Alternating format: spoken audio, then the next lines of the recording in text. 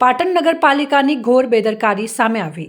પાટણ નગરપાલિકાની છેલ્લા કેટલાય સમયથી વહીવટ ખાડે ગયાનું આમ જનતા અનુભવી રહી છે।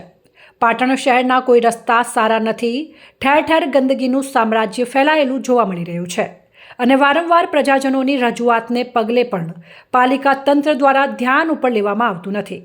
પાટણ શહેરના બગવાડા દરવાજા નજીક આવેલી વાદી સોસાયટી પાસે નગરપાલિકાની દુકાનો આવેલી છે, જે જર્જરિત બિલ્ડિંગ છે।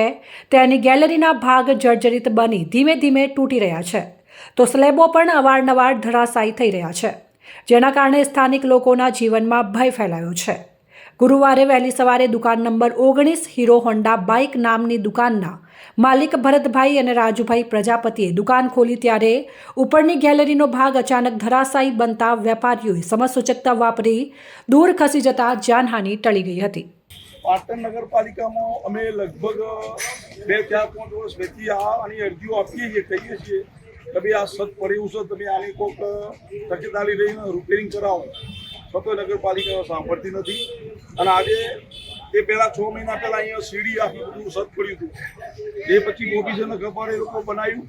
પાછું આજે દુર્ઘટના બની કે hero auto garage Rajubhai Bharatbhai Prajapati તેઓ સવારથી દુકાને આવ્યા, દુકાનનું શટર ખોલ્યું અને ઉપરથી કોકરી કરવા પડી, થોડા ભાગીને સાઈડમાં ગયા ત્યારે સત નીચે પડ્યું, તો કુદરતી એમનો પણ બચાવ થઈ ગયો। તો આવી દુર્ઘટના ના બને। નગરપાલિકાની લગભગ 150 દુકાનો આવી છે પાટણની અંદર, જે બગવાડા દરવાજા પર તમે ભવાની સમોસી મોટરનું એ છે ને એની પર એ સત જોજો ને એના ફોટા પણ લો, એ પણ આખું પડે એવું। આ નગરપાલિકામાં ઘણીવાર રજૂઆત કરવા છતાં પણ આવો સાંભળતા નથી।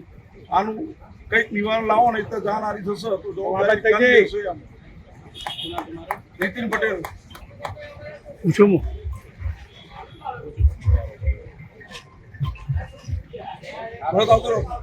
નગરપાલિકામાં વારંવાર રજૂઆત કરવા છતાં પણ આપની રજૂઆતને ધ્યાનમાં લેવામાં આવી નથી, તો તમે આ અંગે કલેક્ટર શ્રી પાટણને જાણ કરી છે ખરા?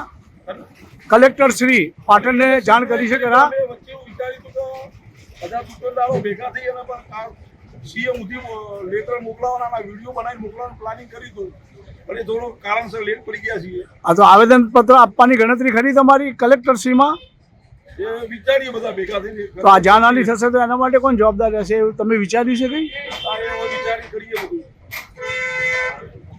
બધા લાઈનના ભેગા થઈ અને કલેક્ટરમાં પણ આવેદનપત્ર આપવાની પણ તૈયારી કરાવવી પડશે, કારણ કે વારંવાર આવી રજૂઆત સાંભળતા નથી।